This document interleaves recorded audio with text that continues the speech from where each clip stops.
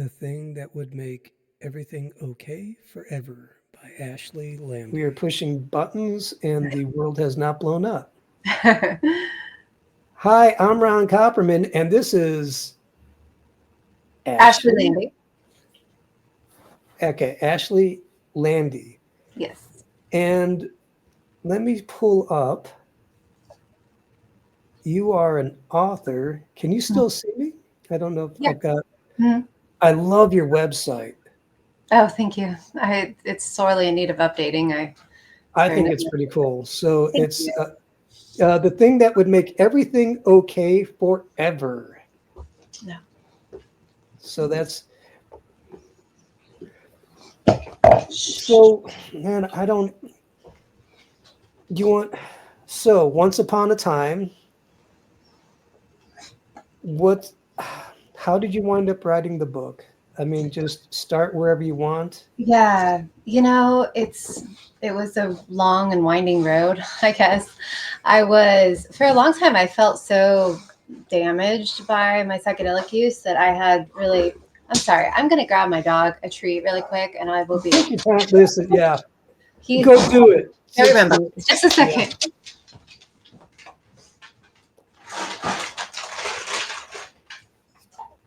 Okay. I'm just gonna keep the bag of treats right here. Yeah. You know, I'm so happy. Like I'm so not professional. I I'm, I'm not very professional either. I can pretend to be if I need right. to, but Okay, cool. yeah. So, all right. So you did. How many times did you trip? Oh my Guess. word. 100 plus? A Okay, is that lot. is that LSD? Is that Mostly, I'd say like 90% of that was LSD. Yeah. And then the other 10% would be mostly mushrooms. We tried mescaline, MDMA once. I didn't really care for that. And salvia once. I never did DMT or ayahuasca, which I'm actually incredibly thankful for now. okay? But yeah, I'd say 90 to 95% LSD. Yeah. Okay, I've got friends. Let me adjust my um, Rebecca Lemoyne. She's New Age to Jesus. She did it 9 times. How many Okay. times? And that thing's powerful. It'll Yeah. mess you up. So I'm like, why aren't you fried? This is Yeah. just Right. amazing. It So, really, it really is a miracle. And it breaks, it's broken my heart. I've had people contact me. There was a young man in particular who contacted me after I was on Unbelievable with Justin Brierly a few mhm. years ago. That was kind of my first dipping my toe into discussing this publicly. And this young man messaged me and he said that he was pretty into psychedelics, but he had had a bad trip maybe a year prior, and he was still really like daily living was still a struggle for him. And he said it was encouraging to him to see someone like me who Mhm. had taken acid so many times yet appeared to be reasonably Right. reasonably okay. And it really is a miracle. I mean, there were several times where I was so far gone, like as far as being in touch with reality, particularly when there was a season where I was taking acid a lot by myself. And I was just so removed from reality.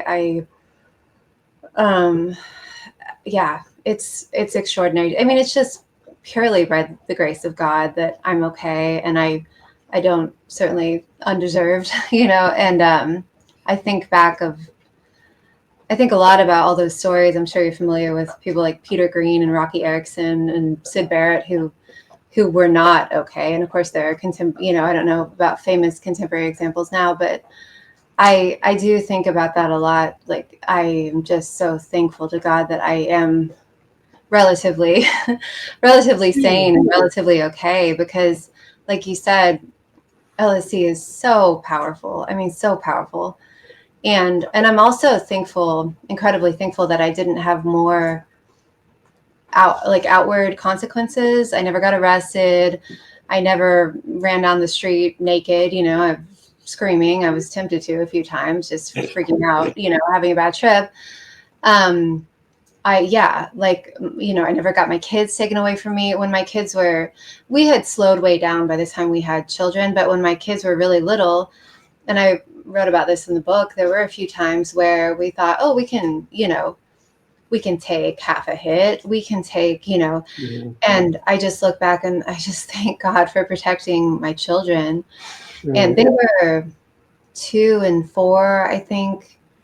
And whenever we would, the handful of times after they were born, when we'd want to have a full on trip, we'd find like they'd spend the night at my parents or, but I just look back and think, how could I have been so reckless and selfish? And I'm so thankful for that I was protected so much from the consequences of my actions for the most part. Mhm.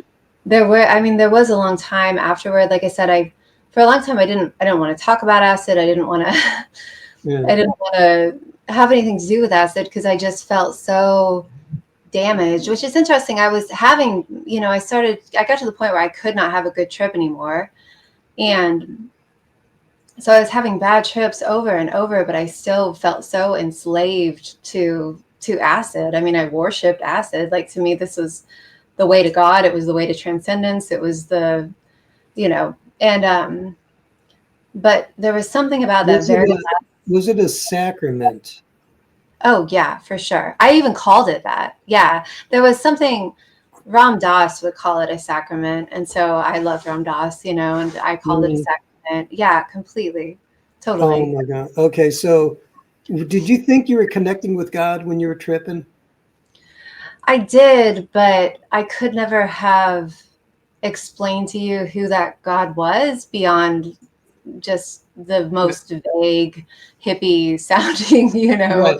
He's like everything, man. He's exactly. here. He's in the Yeah. screen. Yeah, exactly. Exactly. And I don't think I ever trusted that God because that God was so fickle. Because you never know heading. People talk about set and setting. That was Timothy Leary's Mhm. big thing, but you never. And that I hear that thrown around a lot nowadays, when even by the people who are trying to make psychedelic therapy a thing. Talking about Well, set what and do you think setting. of that? But I don't think it's a good idea. Like I Okay, just no, Yeah, my experiences, I just can't support it. And I know there are stories out there of people who claim that it genuinely helped them, but I just feel like the risks, I feel like the cost is too high. mhm. And I just can't The get reason behind I'm it. asking you this is because sometimes I feel like a hater. Yeah. And the reason I like talking with you and others like us because we've been there, done that, got the t-shirt. Yeah. In my opinion, okay, maybe with a with the psychiatrist like Jordan Peterson or something, or maybe. But what I'm seeing for me, it absolutely opens up a spiritual realm. Yeah. And if you're a shrink, you can accidentally invite a critter into someone's life. Yeah. For sure. Yeah. Okay. And I think all the time about, and I think the idea, well, and the problem too is there are the people who are, particularly the people who are kind of at the top of that field of, like at Johns Hopkins and places like that, they are not neutral, perfectly neutral scientists. Like, they are ideologues. They are Okay. psychedelic enthusiasts. Oh yeah, yeah. They are. I've heard Matthew Johnson. I don't know if he is anymore. He was under Roland Griffiths as the head of the. Roland Griffiths, of course, was the head of the Johns Hopkins Okay. program. He passed away, I think, a year or so ago, Okay. and he was absolutely. I mean, he had. I saw Jordan Peterson interview him, and he had Roland Griffiths. He had a statue of. I can't remember if it was Ganesh or Oh, Hanuman, really? one of the Hindu gods on his desk. And just the way he spoke to me was so eerily familiar, you know, of the way that the things I would have said, the way I would have thought back then. And so these people aren't neutral, and that really scares me.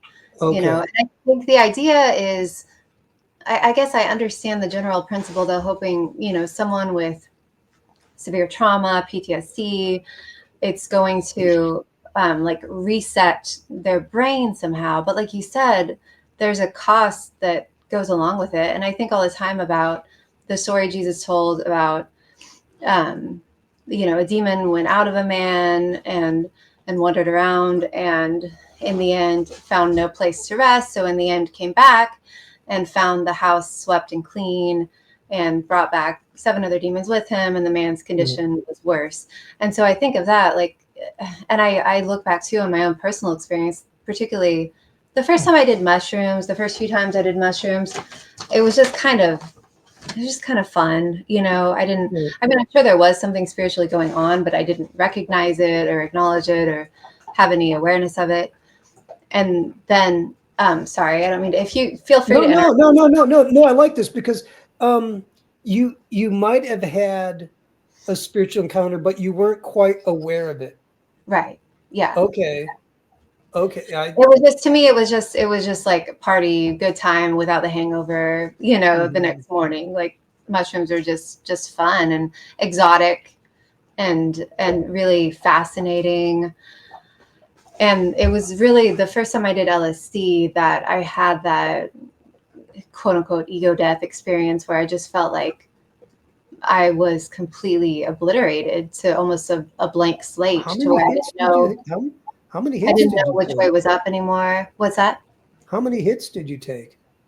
It was just one, but it was pretty Dude, strong. you Yeah. got, oh, well, that's the problem. Yeah. It is relative. Yeah, Yeah. it's not like it's grams of anything. It's like, Right. like it's one drop. Like, yeah, okay. So, Right. but Yeah. you had, like, dude, I didn't. All right, so you actually lost yourself tripping.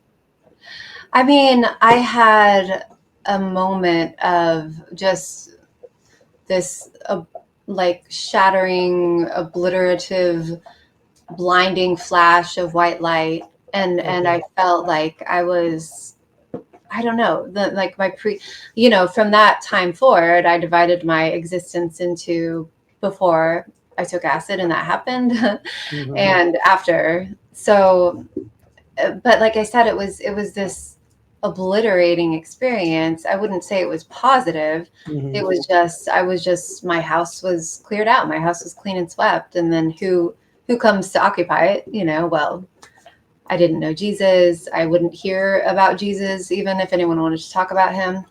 So, when you mentioned earlier, like opening spiritual doors and like who's going to come in, I absolutely think by the time I was, you know, done with tripping for good, I was definitely, I don't know if I'd say like, I wouldn't say fully possessed, but yeah, there was, I was Oppressed. demonized, I guess I would say. I Yeah. was, Well, yeah, you can have something on the outside of you demonically, and that's just like a mosquito, and that's an infestation. Then yeah, you can have like handcuffs, that is oppression. yeah. And then you have possession when someone else is driving the bus. Yes, I would say it was oppression, at times bordering on possession. Like I felt like I was fighting. Sorry, I'm just going to put my dog outside for a Oh, that's second. fine. I'll be right back.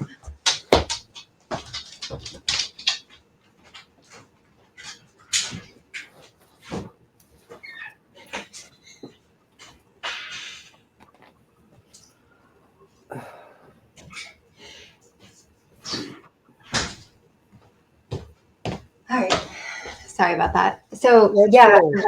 I would feel like it was absolutely oppression. At times it felt like there was a war going on. I Okay. remember that way. It felt like there was a war going on.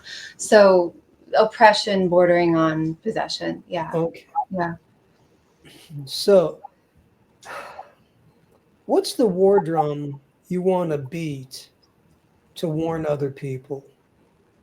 Like you got, and by the way, most of the people that I'm meeting in New Age are girls. It seems Mm, like it's atheist guys and New Age girls. interesting. Yeah. Oh, dude.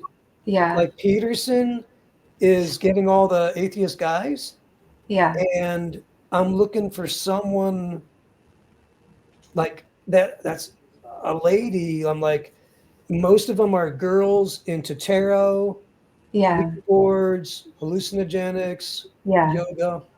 Yeah. It's interesting. There's something about that whole world, particularly yoga. I mean, when I was super into yoga, and it was, gosh, any given class I would go to, it was 90% female.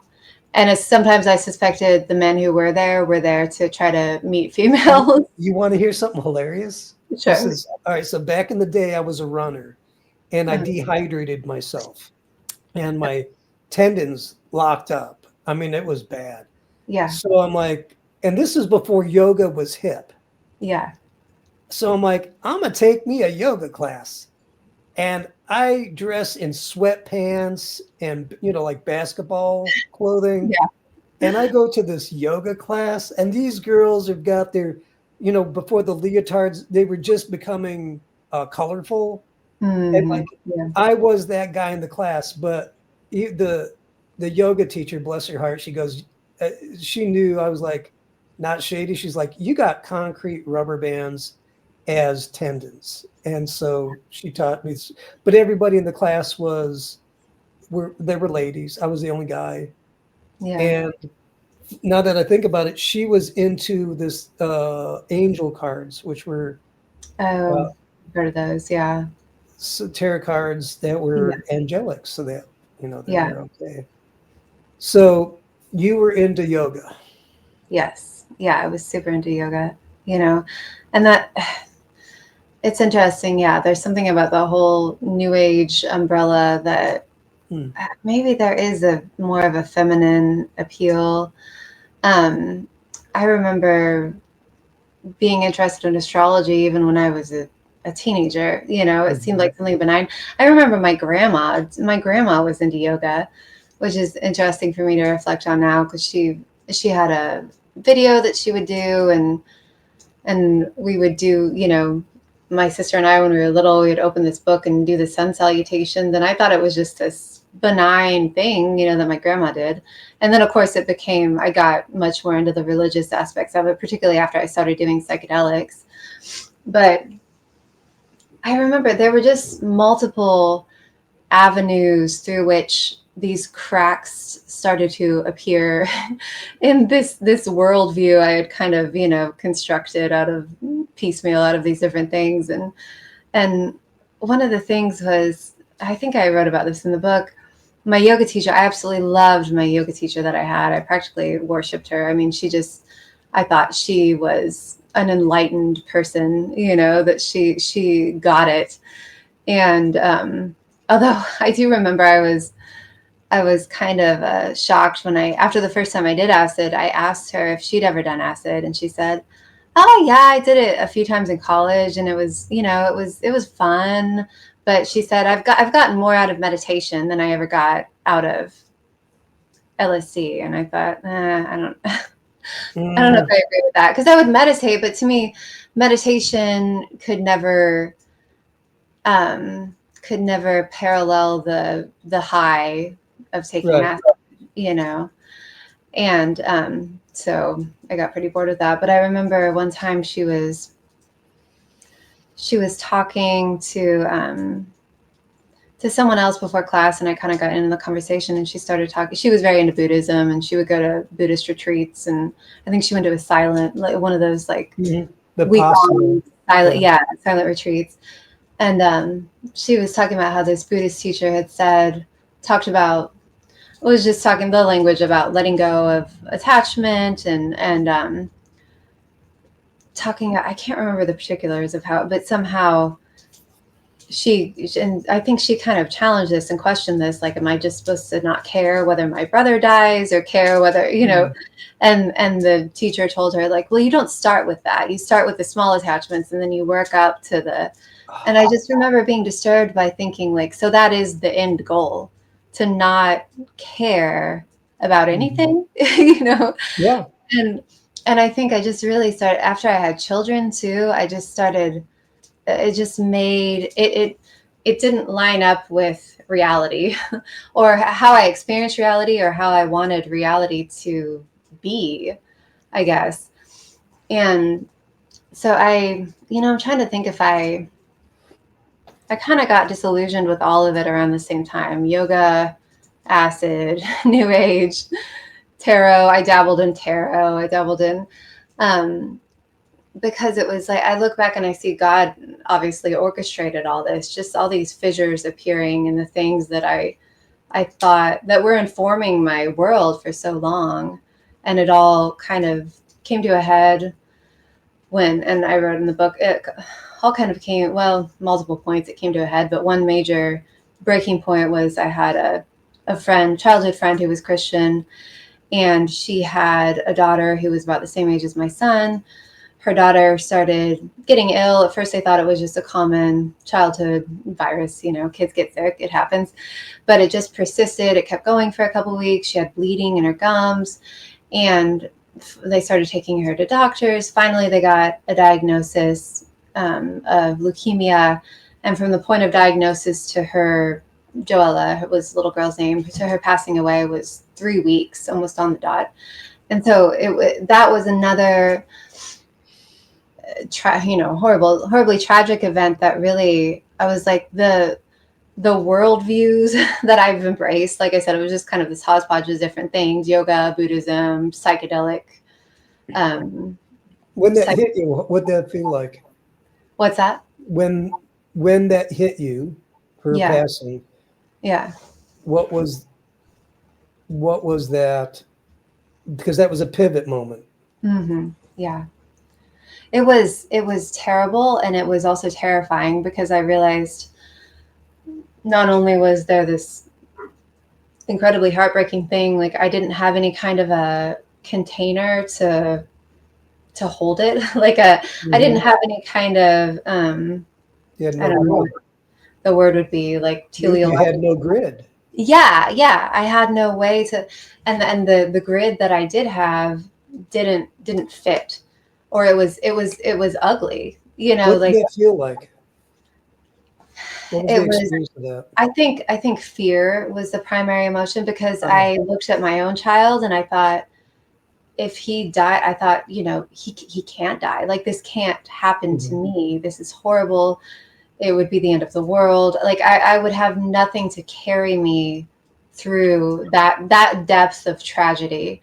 And that's when I just realized that this entire, grid, that's a good word, grid that I thought I had constructed cannot carry the weight of reality, cannot carry the weight of tragedy. Right. And so, yeah, I would say fear was probably the primary emotion. Yeah. So what happened during that to get you through that, or what happened after that? It still took a while after that. I look back at certain points and think, like, wow, that really should have, I should have surrendered to Christ at that moment. I should have surrendered. But it was, around that time too, my husband had started getting interested in Christianity. He had been challenged he was going to this therapist for anger issues, just trying to work through some things. And the therapist challenged him to quit smoking weed every day, and to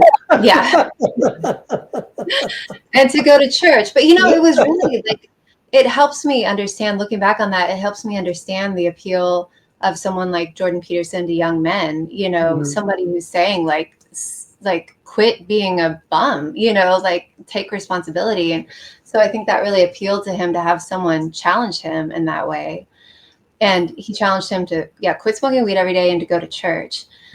And so he started going to church. And at first I said, no, I'm not doing that. Even though Joella passed, it was early. I was actually pregnant with our daughter when Joella, the little girl, passed away from leukemia. It was very early. I think I was only like 8 weeks.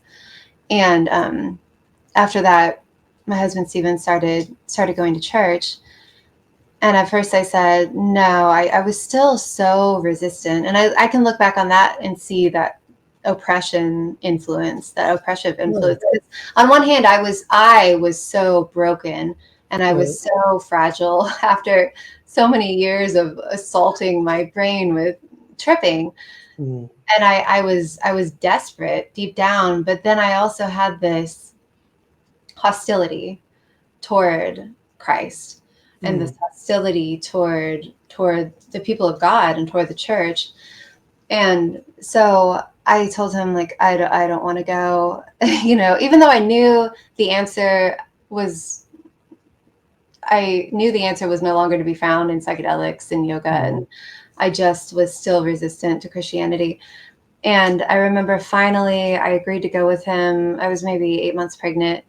And I agreed to go with him, and I was just overcome with emotion. It felt like relief, honestly. It felt like relief just sitting there. And I insisted, I was like, let's sit toward the back in case I just want to, you know, in case I want to leave. Right. But I just remember being overcome by this swell of emotion, sitting there and hearing Was it worship. spiritual or was it emotional or both? I think both. I think both. And I think it was easy for me because I was pregnant. I was very pregnant. I think there was part of me that said, "Oh, well, that's just, you know, I'm just hormonal. I'm Hormones. just pregnant." Yeah."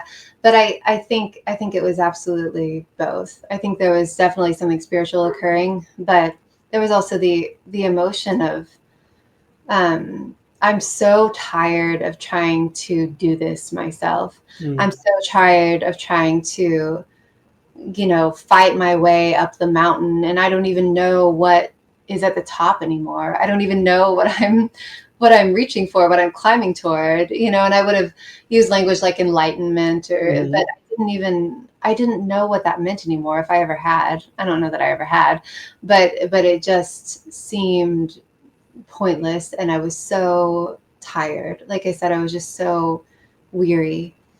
And that was the point where I should have completely broken, but I didn't. It still took a while after that. There was definitely a moment that I look back and think, um, like, wow, that was the moment that I feel like I understood the gospel. The gospel really pierced my When heart. was that? Well, it was okay. I'll just tell Yeah. the story of it. So it was um, several months, at least, probably 6 months after my daughter was born. So I had my daughter, she was maybe 6 months oldish, and then my son was 2.5. Mm-hmm. And I had kept in touch with my friend Carrie, who was the mother of Mm. Joella, who had lost Joella.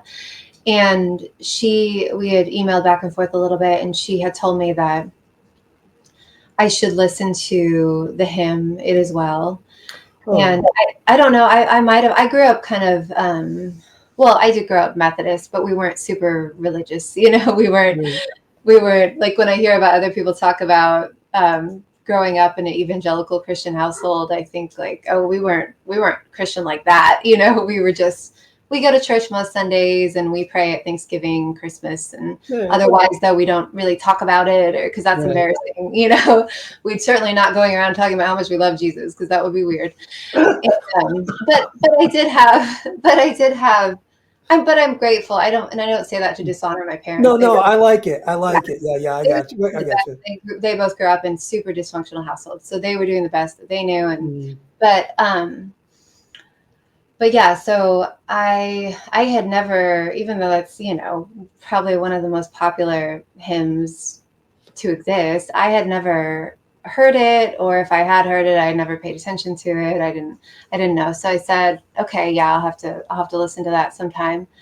And I looked it up on Spotify, I think, and I found a rendition of it that sounded kind of pretty, but I didn't really listen to it at the time. I just put it on a playlist. And there was a spring day. Like I said, my daughter was probably 6 months. My son was about 2.5. I was sitting outside, and it was after the very last time that I tripped. That's another facet of all this, I guess. I got to the point with psychedelics where I thought, and you probably ran into this kind of talk, back in the day of people, some people believe that synthetic psychedelics are bad and you should only do natural psychedelic, natural. And so I thought maybe that's the problem. Like maybe that's true. Maybe I should not be doing LSD anymore. Maybe I should stick with mushrooms. And so, I mean, it was just a desperate attempt I was just grasping for anything. But I thought, okay, I'm gonna grow my own mushrooms. And we got some spores, and I grew these mushrooms, and I prayed. I mean, I said whatever phrases I had learned in yoga class, prayed over them, and I harvested them, I dried them, and I thought I'm putting all the really good vibes and energy into them. Good job. This has got to go well. Like it has to, I am following all the rules. It's wholesome. Yeah. And so we had a night to ourselves. I was so excited to take these mushrooms, and we blended them up. We each took our doses, and like you said, it's all imprecise, but we measured out the 3 or 4 grams, whatever, like the full dose of typical dose of mushrooms, and they were quite strong. But I just remember I was so excited, and then you're waiting around, like, when are they going to kick in? When are they going to come on? You start thinking, maybe I did something wrong. Maybe they weren't psilocybin spores. Maybe. And then, of course, it starts happening, and the entire room starts shifting and changing and color, and I just had this horrible sinking feeling in my gut. I just remember thinking, not here again. I'm here again. It's the same place as acid. It's not any different. I'm so sick of this. Like, I don't want to be here again. I thought this is what I wanted to do. I don't want to be here again. And so that was a pretty bad trip. It was like up and down and back and forth. And it was sorrowful. It was sorrowful. But I feel like God used it to force me to finally let go of this death grip I had on psychedelics. That was the end for me. I said, I'm done. I'm just so done with this. It's over. And so that had happened prior to this day and then there was the spring day. My kids were playing on the porch, and I put on that playlist that had that hymn on it, and I wasn't even that hymn again. Yes, It Is Well. I guess It is well with my soul. It Is Well with My Soul. I never know if the full title, if the with my soul is in parentheses, or It Is Well with My Soul. Oh, cool. Oh, yeah, I know what that is. Okay. Yeah. It's a beautiful hymn. And I was not even paying attention to the music. At that point I still would listen to some of that like lo-fi psychedelic music is just so bad, but I would just seek out the most obscure psychedelic music I could find, and some of it was just totally unlistenable. So this playlist was just a mix of so many different things, and I wasn't even really listening to it. My kids were playing on the porch, and all of a sudden that hymn came on though, and I can't explain it except supernaturally, because I wasn't listening. All of a sudden I was listening, and I remember I had been wrestling so much with just the gospel. I didn't understand, because there's no in the New Age, there's no concept of sin. It just doesn't really exist. The only thing that would even come, there's just no concept of it. Nothing even comes close. Like the idea would be that we're all perfect, and we just need to remember that we're perfect. And I remember my yoga teacher talked about it one time, and she said, we're all born perfect crystals, and then we get sullied when we get handled by different people. And we just need to return to it's just so absurd to say it, now to talk about it. But even then I remember thinking, well, the dirt has got to come from somewhere. Like, why are the other people dirty when they handle it? Where does the dirt come from, And so I was just wrestling with all this, not understanding, like, well, because all these New Age Buddhist ways of thinking, yogic philosophy ways of thinking, had been so ingrained in me for so long that even though I knew at the same time that I was broken, I knew that things weren't right with the world or with myself, but there was just this tension there where I just could not understand sin exactly. I could not understand why Jesus had to die, like how the whole thing worked. I was just, and I'm sure part of the problem too was that I was still trying to, for so long I had done this kind of DIY spirituality where it's just like I'm the boss and I'm taking something from over here. Oh, I'll take this from over here. That sounds good. I'll take this from here and just kind of mash them all together. And there's no accountability in that. There's no submission in that. And that was just probably why it's so popular in contemporary culture, because there's no submission, there's no accountability.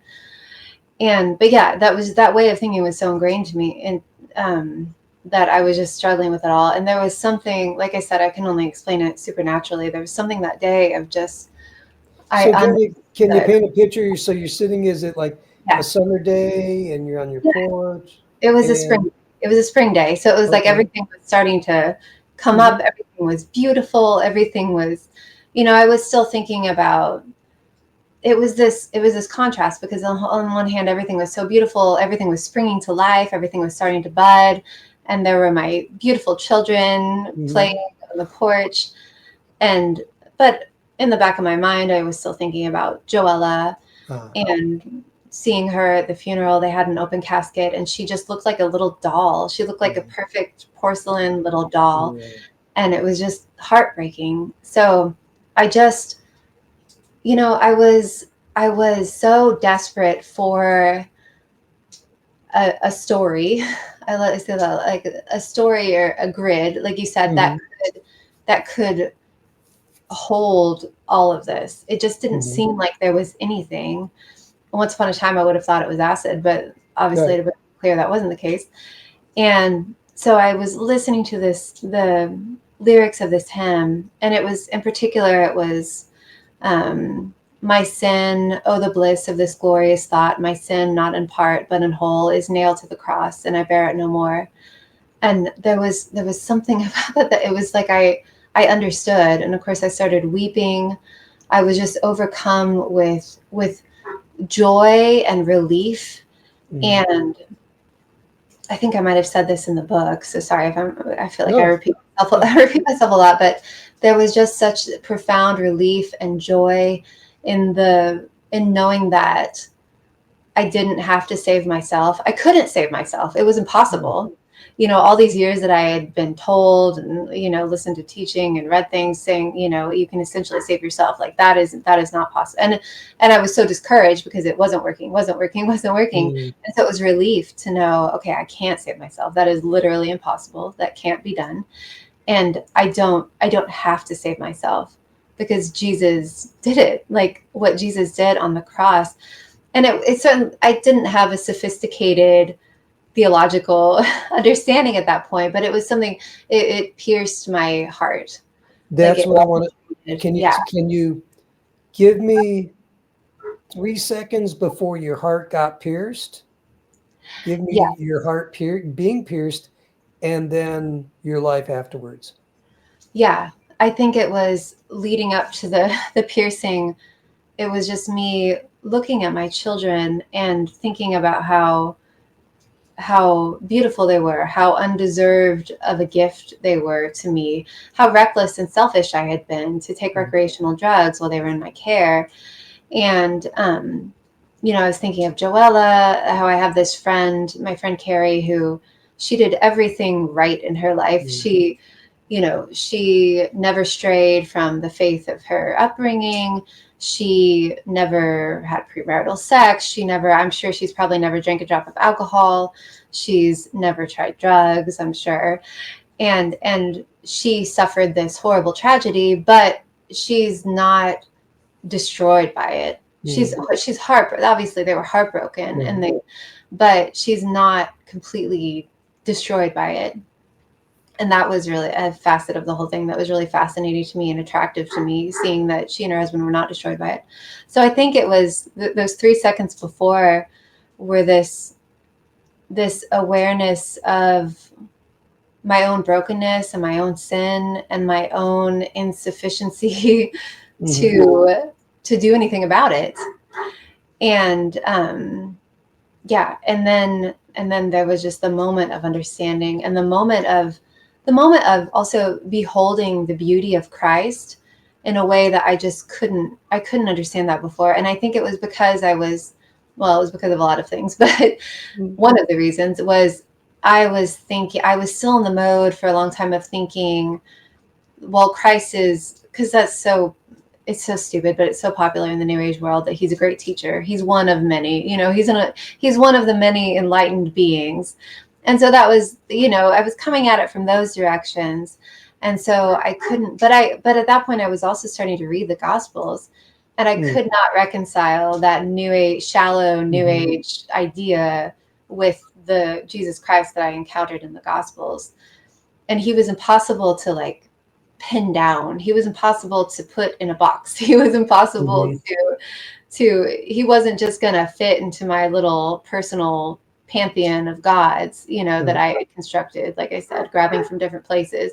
Not like I would submit to any of those gods or think that any of those gods had any kind of real power. And so it was in that moment that I beheld the beauty of Christ, and also that what was that like to behold him? What was that? Help me understand. Yeah. How did you behold him? It was realized, I think I was just picturing and thinking a lot about Jesus on the cross, because I was thinking about the gospel. I was thinking about the crucifixion. And I realized there is no one else that it could be. Like, there is no other story big enough. There is no other grid big enough. There is no other person big enough. And yeah, I think that's what it was like, was beholding the beauty of Christ, who he was, what he did. How'd that feel? It was stunning. I mean, it was stunning. And it was such a, like you said, it was just this overwhelming mix of relief, joy, maybe a little bit of regret, that I'd spent so many years going down a dead end, but that was the lesser feeling. Right. Honestly, the overarching. Was the joy something new that you had never experienced before? Yes, because it was clean, and it was pure, and it was holy in a way that even those what seemed to be ecstatic highs on acid were not. Were you generating the joy, or was it an outside?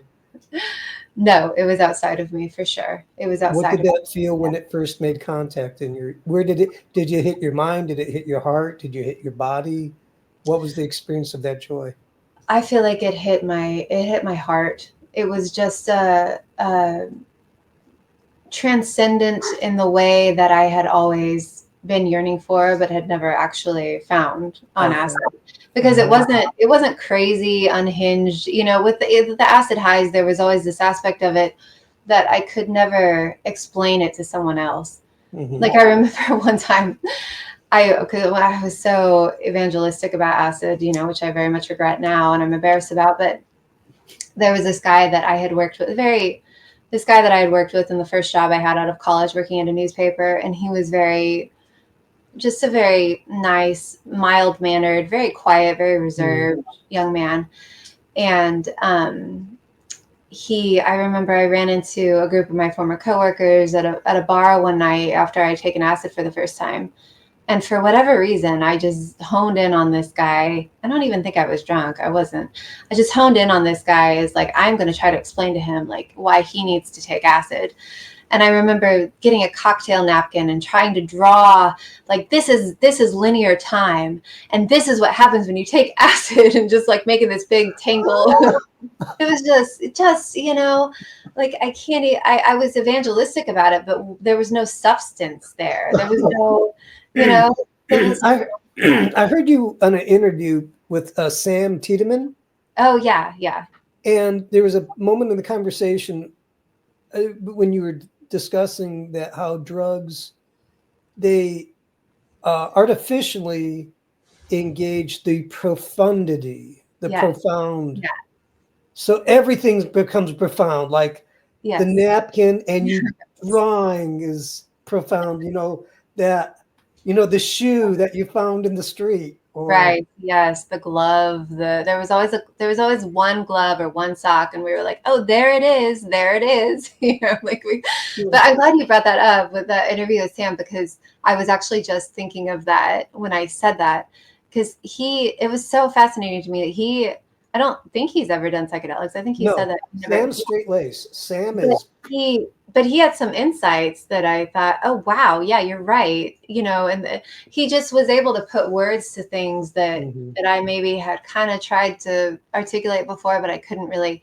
But that was really helpful when he said, you have the experience, they can mimic this yes, experience or produce chemically whatever right. this experience of profundity without there being a corresponding reality that would be producing the profundity in normal life. Like normal life, when you experience the birth of a child or the loss of someone you love, Mhm, or a really profound conversation with someone. Like there's a human, and it's interesting now that I think of that too. It's like it extracts the human element from that almost, because I could have those experiences, the feeling of that intense profundity when I was tripping by myself, mhm. which was, particularly dangerous because I couldn't explain. I felt like I had this amazing experience and this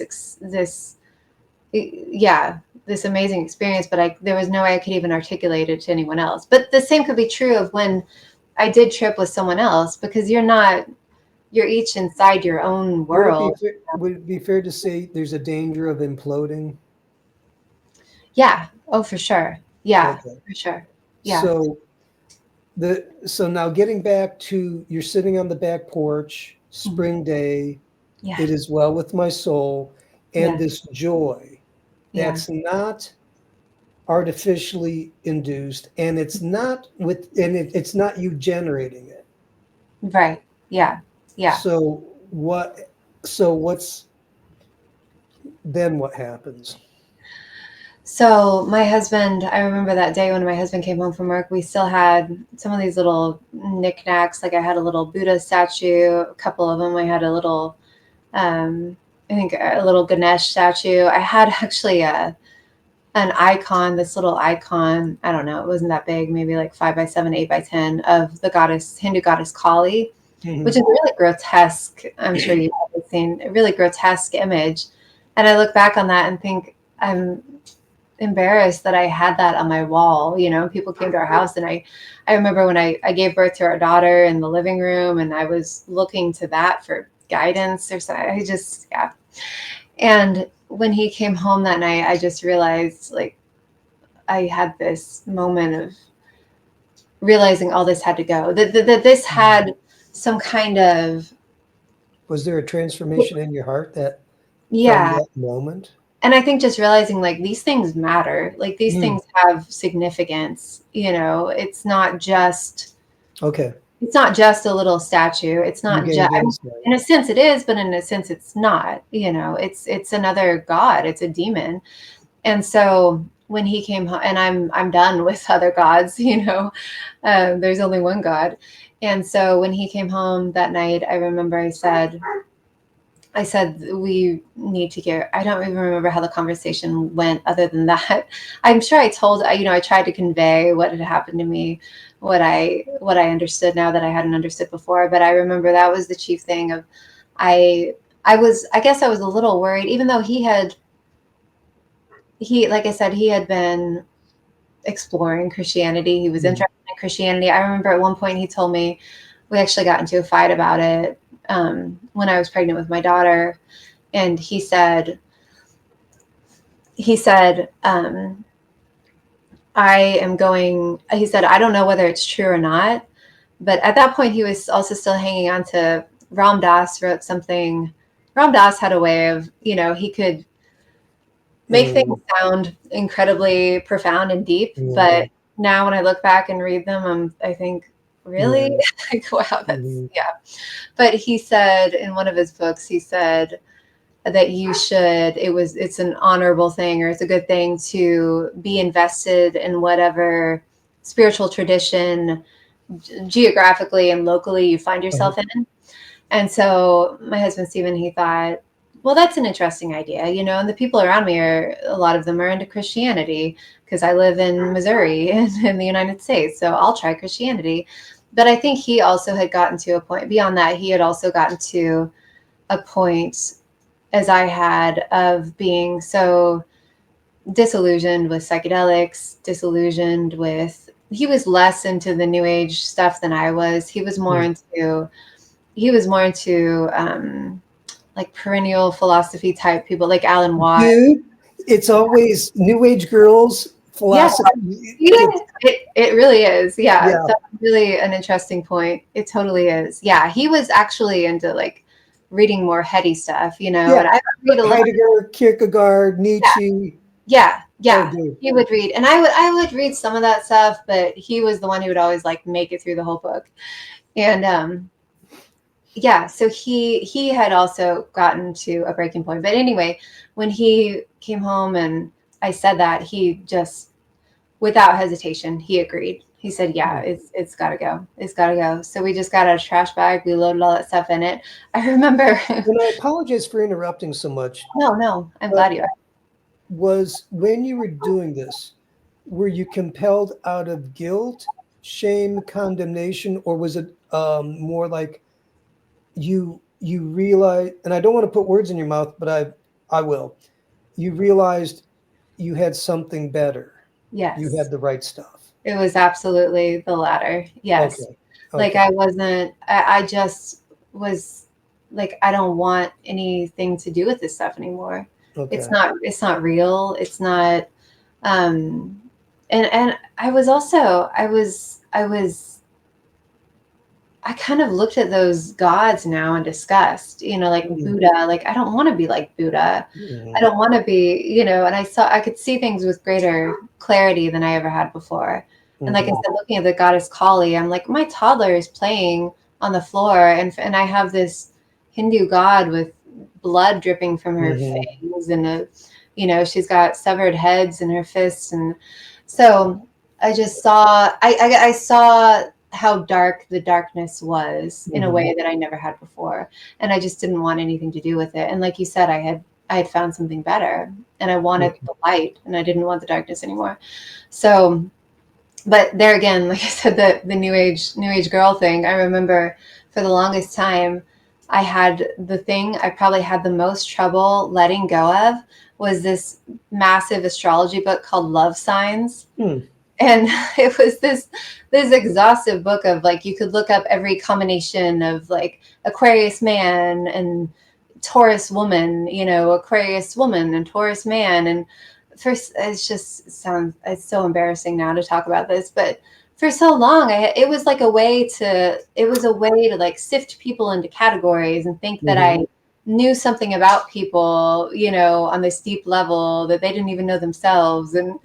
And, and so I remember that book, it took me a long time to be like, okay, I really am done with this. And for a while I struggled too. We still have a copy of Be Here Now, that Ram Dass book. Oh. And yeah. And for a while I struggled with, God, is it wrong for me to have this? But then when I went to, and it's not that I believed any of it but Mhm. it's just kind of like a artifact to me, you know, of my Yeah. previous life. And it was really helpful when I went to write my book to look back in that book Oh. and be like, well, and also the way that he talked about Jesus and the way that he has this whole page, this illustrated layout, you know, spread and Be Here Now about the crucifixion and how Jesus was essentially, he was able to endure the crucifixion because he had this Buddha-like detachment, and he was able to look at the nails and be like, oh wow, cool, man. Like, then literally, like, if you can get it just was so, yeah, it was Yeah. just fascinating in kind of a bad way to be able to look back at that and read that and just think, wow, this is a person that I revered Mhm. as someone who had held some kind of Yeah. truth you know, yeah. Getting back to your heart, Yeah. because the reason I interrupted was because I didn't want people to hear like, oh, you got to become a Christian and you throw away all your stuff because otherwise you get smacked down. It's like, no, No, no. it's Yeah. more like cleaning out trash. Yeah. Yeah. Yeah, for Okay, sure. so Yeah. your husband comes home, you're cleaning the house, and he's like, Yeah. okay. Yeah. Yeah. It was like he was in the same place, which I was so thankful for, because like I said, we actually had gotten in a fight about it probably, I don't know, that was probably 9 months prior to that moment. We had gotten in a fight about it, and I remember he said, I don't know whether it's true or not, but I feel compelled to Okay. see, That's to find out. interesting. Yeah, to earnestly find out. And at that point I stopped arguing with him, and I just got kind of teary, and I said, don't leave me behind. And he said, well, then come with me. And I remember saying, I can't. I don't know how to. Wow. Like I said, there was this war in me of this tension, of this desperation, but also this resistance and hostility. But I was so thankful, yeah, that we, at that moment, after I had that moment on the porch, we were finally in the same place. And yeah, like I said, without hesitation, he said, yeah, this needs to go. So what happened then, and how did that feel like? How did that change your relationship with your husband and your kids? Yeah. We started going to church regularly together. And I think there was definitely a a learning curve. There were mistakes. And I think there was a lot of healing in both of us that the Lord needed to do and was faithful to do. But there was still a lot, even though I think we had both radically changed upon our conversions. There was still, and I'm sure is still, just a lot of those ways of thinking that we had absorbed and been immersed in for so long that needed to be rooted out and changed. And I remember even, hearing scripture preached at church, there was a lot of it I was so confused by. And interestingly, one of the things, and I think I talked about this in the book, one of the things that was hardest for me was to get over my own legalism. Because in the New Age world, it's a super legalistic world. I mean, totally legalistic. I never thought of it that way, but yeah. Yeah, you have to follow all these rules. You have to, you have to, and even in something like Buddhism, you're supposed to be have vigilance about your thoughts and about just about everything. And there are so many rules I bought into, like I have to practice yoga 3 times a week. I got into increasingly rigid ways of eating. Like I just be obsessed with different kinds of eating. Yeah, I just be obsessed with different kinds of diet and just eating. Did you go vegan? I did go vegan. Yeah. Oh, dude. Vegan. And I also regret that. And then I imposed that on my children for a time anyway. And I regret that, and now sometimes my 15-year-old son is like, I've talked to him about that. And he said, oh, I would have more muscle if you hadn't done that. No. He just likes to give me a hard time. He's very strong. He's awesome. He does cross country and basketball and swimming. But yeah, he just likes to tease me about it. But yeah, I just these increasingly rigid, I just felt like I've got to find the set of rules that if I follow, I'll finally be pure. I'll finally be holy. Like life will finally work right. I won't be weighed down by anxiety and depression and this feeling, this haunting feeling that something is not right here and I can't make it right. So it was difficult for me to understand the idea of freedom in Christ and understand the idea of like the indwelling Holy Spirit and the law being written on our hearts rather than on tablets of stone. Like it was just difficult for me to let go of that and understand that. So if And someone is listening to you now, they go, well, what does that mean to have, like, all right, dude, I'm done smoking weed. yeah, I'm still a little crispy from the dose, but I'm over that. So what do you mean, like, written on your heart? On what? Huh? yeah, yeah. And that's how I was. And I think it's a What's it look like to you? What was yeah, that experience for to have me that? it was an increase, and it's not necessarily that there aren't any rules or obviously or like Right, things you right, should yeah. do, but it's that those things are not what makes me holy. Like Jesus is Mhm. what makes me holy. Jesus is the one who saves me. Okay. um and so I think for me it was just increasingly reading the Bible and New Testament? yeah, I read a lot of the New Testament, but I did go back and read the Old Testament, Oh, okay. and because I wanted to understand, which there were passages of that were really confusing to me and difficult. I still struggle with a few things, Yeah. but it was just and learning how to pray and like learning. I think a really huge thing for me was because for so long I had abided in this religion where that was totally impersonal, whereas where if God was anything, he wasn't. I might have, when I was, super into acid, I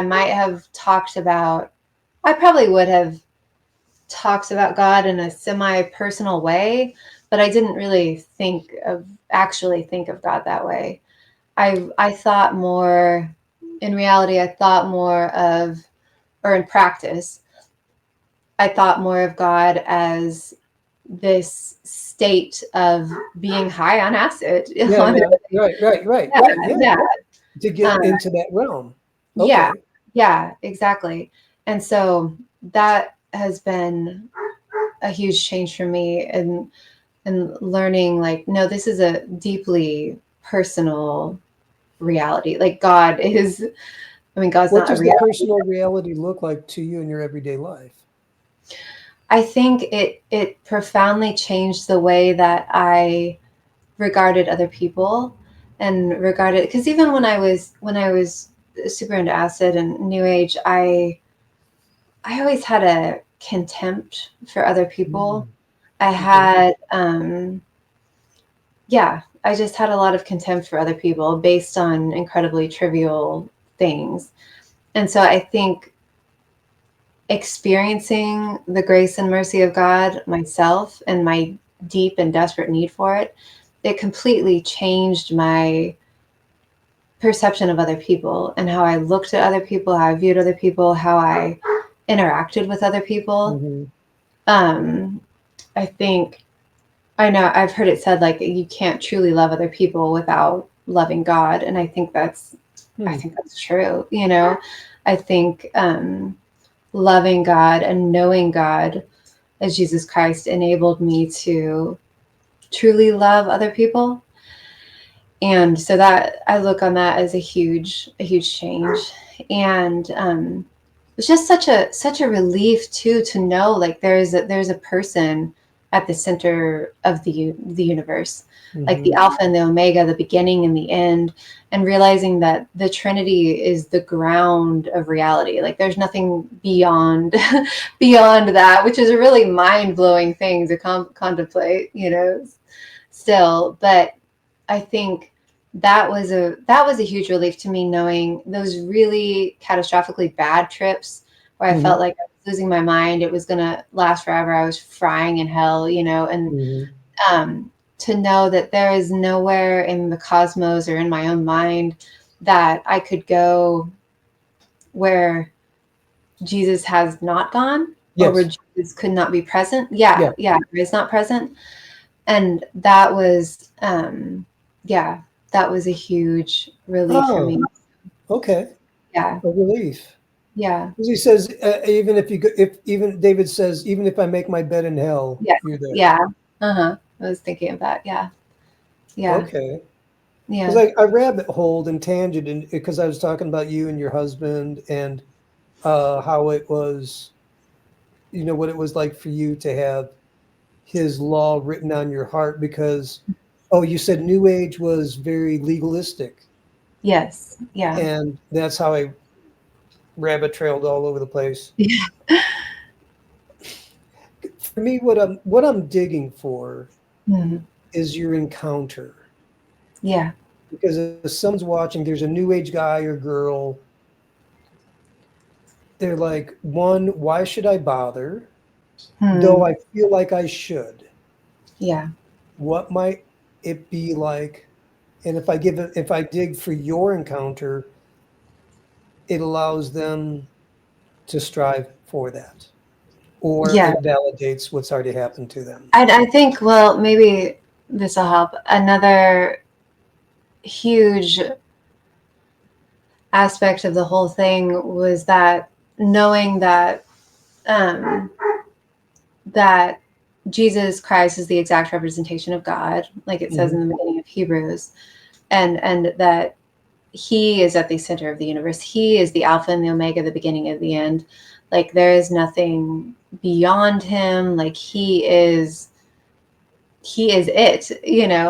I think there was no, I got to the point where in the beginning, you're taking acid, you're going to yoga, like, and you can talk in those vague Mhm. vague circular ways, like everything is Mhm. everything, or like it is everything, God is everything, like um talk about like the all, and there isn't a problem. But then over time, like I said, when all those kind of vapid Mhm. vapid ideas, there's really no substance to them at all. When those vapid ideas collide with reality, Mhm. there's no, like, where is the ground of hope or redemption? There is none. There is Yeah. none. And that's why I think I said, I can't remember if we talked about it if I talked about it with Sam, but I feel like the underbelly, I guess, of all those new age beliefs and all those beliefs that are all the hippie language that's Mhm. associated with psychedelics, the underbelly is nihilism, because there's Yes. nothing there. Yeah, Yes. yeah. And eventually you get to that point, you go so far, eventually you get to that. Okay. I Yeah, got to ask you, do yeah. you think, my opinion is, I'm going to give you what I think, and I just want your honest opinion, yes or no. That's cool. I think acid, hallucinogenics, drugs, uh, it is a gateway, absolutely, to demonic entities Yeah. that give you a doctrine of demons by giving you an encounter. Mm, The yeah. encounter allows you to assimilate that understanding, Mm, yeah. and then you interpret it. But Yes. the end game is always nihilism. Yes, that is very insightful. Because, like you said, the doctrine of demons is that, and I've had people ask me, and I've thought about this, like, why do psychedelic experiences always seem to produce, like, once in a while you'll get the odd, I guess there are people out there who say that they had a psychedelic experiences that led them to Jesus Christ, Jesus. but It does happen, it but does happen. I think it's pretty well, rare. we can circle around to that later. Okay. It's like a lifeguard. Like, okay, I got one. It's just the ocean's full of people drowning. Okay. Yeah. Yeah. Yeah. For sure. And Um, because most, like, reliably, there's a belief system that emerges from psychedelic experiences that, yeah, that tends to dovetail with all the new age, with pantheism. yep, People pretty reliably experience feeling like they're one with everything, right, feeling like God is in everything, feeling like, right. yeah. And so, yeah, that's a really good point. The doctrine of demons, the experience reinforces it, the experience confirms it, and the experience feels incredibly profound. Right. Yeah. And it goes to that profundity. Yes. Yeah. And so it feels true Right. at the time. Yes. It feels true. Yeah. But inevitably, the place where it leads is nihilism. Yeah. And like you became like mega nihilistic. Is that if I'm saying it right? Yeah.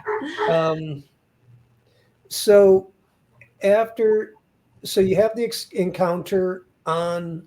Do you think is that when you were filled with the spirit on the back porch when you listened to the song? Is that you feel like he came into your heart at that moment, or Yes. was it Yeah, I do. I do. okay? And then you change. Your husband's cool with the change. Yeah. You grab the bag. Everything's out the door. Yeah. What happens then? I think when he talks about his conversion, he says he actually, and this is really interesting. I wonder if you could connect this to the Jordan Mhm. Peterson hero Mhm. girl thing. So I felt like I had the heart experience before I had any kind of theological, Uh, intellectual yeah, understanding. yeah, For sure. him, it was the other way around. He felt like he intellectually thought, oh, okay, this makes sense. You Right. know, I understand this, but he felt like his heart was still just not Hard. there. Yeah. Yeah, yeah. And he said it took him a while. It was maybe a year or two later. He was attending at our church. He was attending a Bible study on the Book of John, Uh-huh. and he said, I can't remember. Of course, he could tell the story better than me because it's his story, but I don't remember what passage in particular they were studying that night, but he said he came outside to walk home and there was this really fine mist falling and it just felt refreshing, and there was something about that happened in that moment for him where he felt like his heart finally rounded the corner, Mhm. you know. But that is interesting to think of. For me, it was the heart before the head. For him, it was the head Yeah. before the heart. Yeah. I think what I like about that, actually, that's perfect. It's the exact opposite ends of the teeter-totter, Yeah. and Christ is in the center. Yeah. Yeah. It's both are valid. Yeah. What I for me it was like a bottle rocket. It was whiz bang, Mm. and then I figured it out. Okay. With your husband, it was more of a gentle rain, Yeah. Yeah. and I'm realizing both are valid. Yeah. It's uh, is it's interesting, and so you have it both. You have both paradigms in one house. Yes. Yeah, we do. We're definitely opposites in That's a lot of ways. hilarious. All Yeah. right, Yeah. Yeah. that's cool. Yeah. So what? All right. Um, you know, how long ago was all this? So that moment on the porch would have been, my older son is now 15 and my daughter is 13. So gosh, it's been Wow. 12 years. Yeah, Okay. it's been quite a while. What has? And I'm leading the witness right now. Yeah. What's changed? Does it grow? Yeah. Like you ain't who you used to be. Right. So Yeah. what if you're what if someone's watching, they're going, okay, what might I be in for? Yeah. You know, I think it's a lesson that I'm still learning, that God is still teaching me, that um, this is a day by day walk, and that there are seasons of sorrow, there are seasons of feeling like God is not really present, like what happened to Mhm. my amazing conversion experience, you know. But I think I was so addicted to that mountaintop for so Mhm. long through acid, and even after I started having bad trips, you know, I was still taking acid. It was like just to feel something, you Mhm. know. And so I think God has been teaching me endurance Mhm. and patience, and that not every um, life does not consist of one spiritual high after another. Mhm. And that's been hard at times, you know, being like, I think What got you through those moments then? Between it's interesting because I look back on those moments where things were very difficult, where things were, so it's been between 6 and 7 years ago. my sister died of a fentanyl overdose. Very sad. We didn't even know she was addicted. And then my dad died 8 months later of COPD. So I look back on times like that. I mean, that's the most profound loss that I've experienced. And I feel though like God was so near in that season, even though it was in many ways, it was an absolutely terrible season of my life. It was horrible, and it was I was grief stricken. I was it was terrible.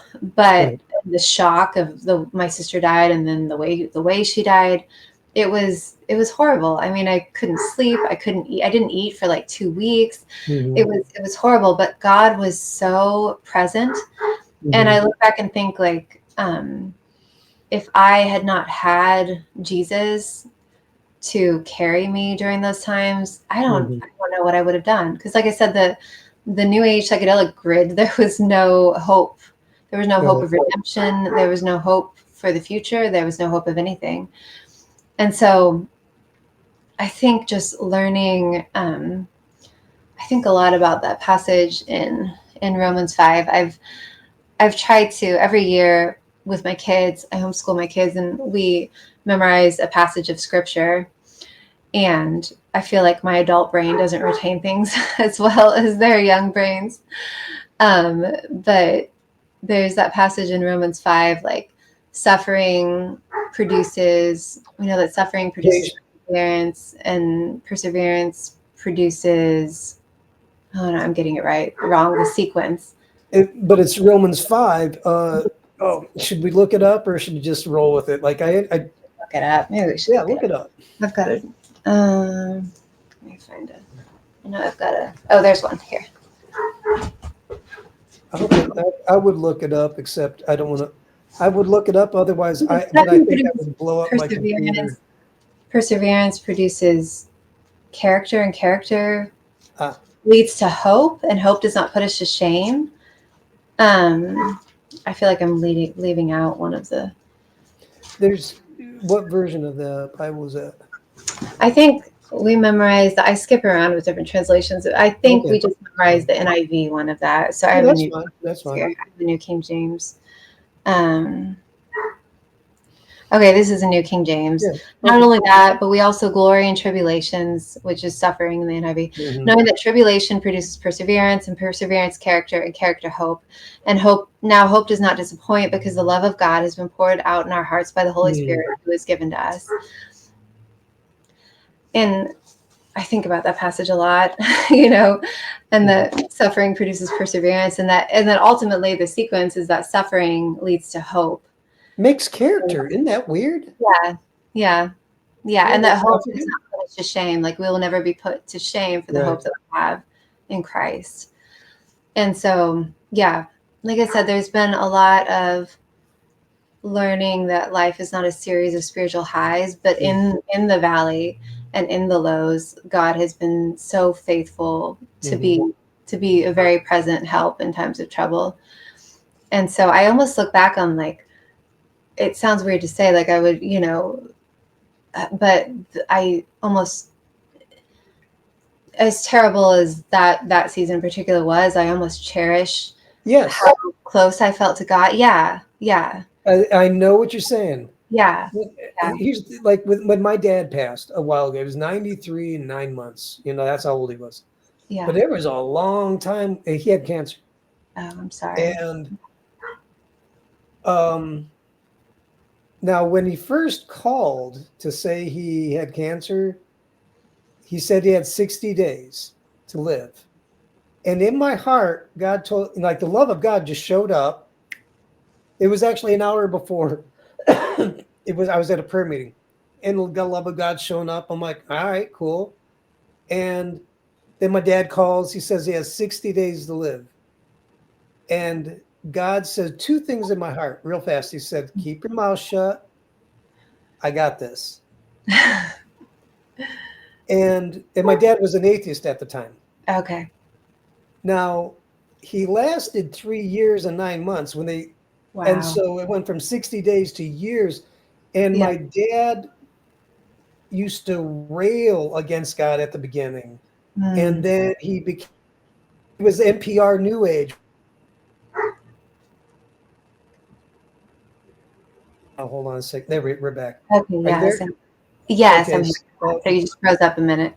Yeah. So he went through a spectrum from very dark, where Yeah. he's actually seeing demons, like God opened up his eyes, but Wow. freaked him out. Yeah. And God took him through a process, and I'm like, God, you got to save my dad. Like, but he told me two things: keep your mouth shut. I got this. And then at the end of my dad's life, he was reading C.S. Lewis, Mere Christianity, and leaving it out on the table. We never talked about God. Like, God told me to shut up. Yeah. Interesting. Wow. Yeah. Oh, it's hilarious. And I Yeah. found out he was sneaking to church like a kid going to a bar. Wow. Oh, yeah, it was hilarious. And then when he passed, that love stayed with me and got me through it. Yeah. Yeah. That's And beautiful. yeah, so I understand what you're saying. So, you know, so it's been 12, how many years did you say? Yeah, it's been like 12 years. 12 years. So it changes. So I understand we cherish, covet almost those intimate moments with God.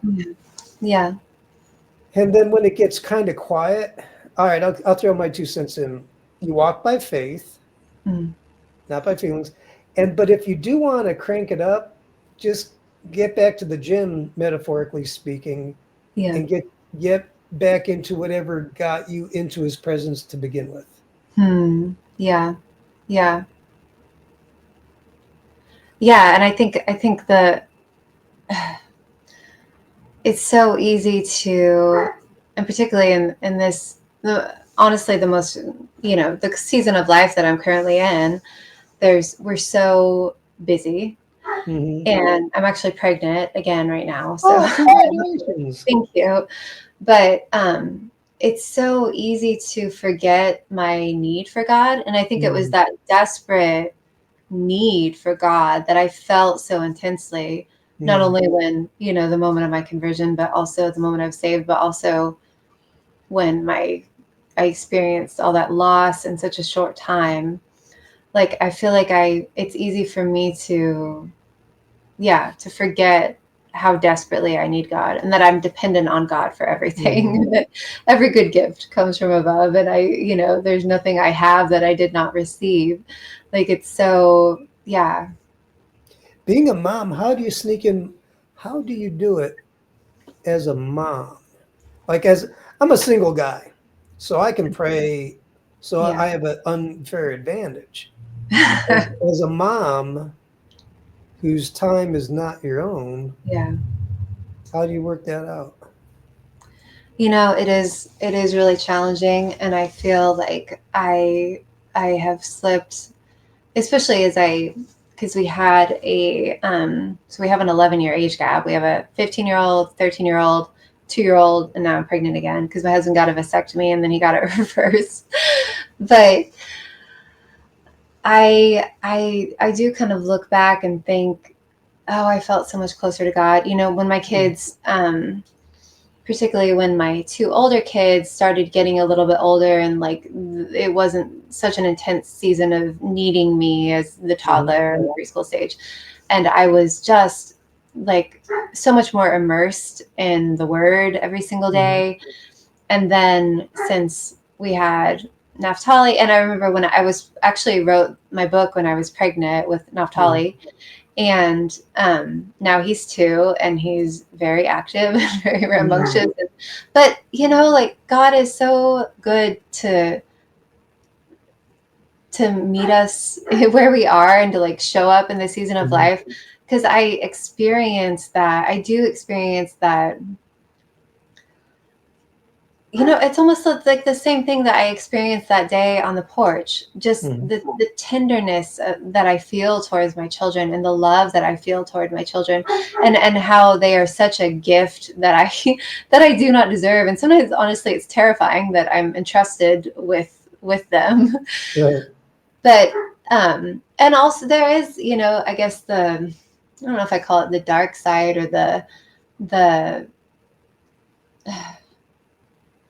I don't know. I guess you could call it the dark side of that you can get hung up on as a mother is the fear of what if something happened to them?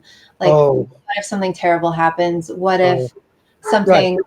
But that draws me too back to dependence on God. Like, okay, well, do I actually believe that God is good and that he's not only taking care of me, but he's also taking care of my children, and he's not going to cause them harm? He's not going to destroy me. He's not going to destroy them. Right. Even if something did happen, and I think having that example too of my friend Carrie losing her daughter and watching her walk through that and still having faith and seeing God sustain her through that. I think I always have to go back to, like, do I actually believe that God is good? Do I actually believe that he is who he says he is? And so even motherhood and the intense seasons of motherhood draw me back to that. For me, like if I ever had to tell a new Christian what my secret weapons were that I could give them, it would be confession to a trusted friend, and then forgiveness. Just those are the atomic weapons that I know have been pivotal for me. What have you learned? I think, like, so when you say confession, one thing I do really miss that I don't have in my current season of life, I had a prayer and Bible study group with two other women, and we did it pretty regularly for three or 4 years. And I felt so close to the Lord because I had that intimacy of confession. Like, we did have confession. We prayed together. I felt like I had accountability, and I also had these women this intimacy of these women who fellow believers who knew what was going on in my life. They knew what I was struggling with. They knew, and they would preach to me. Like, they weren't afraid to speak. Sorry, my dog is being mental. They weren't afraid to speak truth to me when they needed, even hard truth. But I knew that they loved me. So there was like this foundation of, so I think that would probably be my secret weapon, that I would like intimacy with other believers and community with other believers, and not just sitting in church with people, but actually having intimacy and accountability and sharing your life with people. But confession, I think, is the big part of that, like you say. Okay. Cool. Yeah. I feel that's cool. We've gone. That's something that I never had with, because the yoga and new age circles I was in, it was all like love and light and peace and love and dude. Like it was all jive. Yeah, exactly. Yeah, it was all jive. It was totally all jive. Dude, it was shady. It was straight shady. It was, yeah. And there was no, I mean, if you had tried, and there was also no sin. So if you had told someone, hey, I'm really struggling with this, they would have just looked at you like, what do you mean you're struggling? There was no. There was no wrong. Right. Here's the thing. It's either nihilism or pantheism infinitely. Because they're both the same. They are. They're two sides of the same coin. Or the pantheism is just nihilism dressed up in transcendental Exactly. language, but it's It, not. it, it all winds up zero. Yeah. Right. Yes. Exactly. That's Exactly. so you happy nowadays? I am. You know, I'm. It's deeper than happy. Like Well, I yeah, feel. no, that's what I, yeah. What do you mean? What do you mean? What do you mean? I like that. So life is hard. I think Hmm. that's something also that wasn't allowed or acknowledged in the new age psychedelic world. Like Hmm. life is really hard and there's a lot of Hmm. suffering Right. and there's a lot of I was I like Jordan Peterson. I haven't gotten the opportunity or have the to or I guess I haven't pursued listening to a ton of Right. him or reading a ton of him, but I do find him fascinating, obviously, as many other people do. But I read something recently, just a snippet of something he said about, I think someone else was quoting him or referring to him that like most of life is disappointment. And Hmm. I think that's a little bit of an overstatement and it sounds kind of bleak, Yeah. but Yeah. there is some truth to that. But it's like, what is that disillusionment in service of? Like, well, if the disillusionment and the disappointment, it should be in service of bringing us closer to Christ and realizing Hmm. like this, our treasure is in heaven and Hmm. storing up treasures in heaven.